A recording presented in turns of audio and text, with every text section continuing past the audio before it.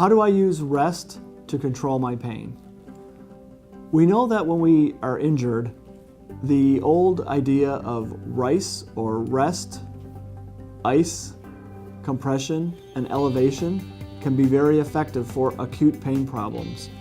So if we hurt our back, it only makes sense for us to use those techniques to try to control our pain.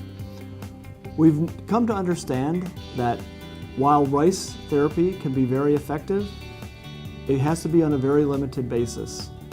The studies have now shown that resting for more than 3 days will actually increase the likelihood that you're going to have pain for a prolonged period of time. So what we like to add to that RICE therapy is early movement.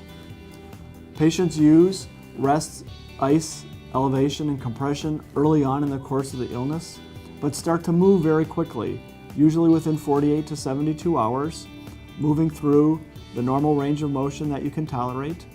And if that is not something that you can accomplish, it's important to see a pain specialist early on in the process to help you avoid that acute pain problem becoming a chronic pain problem.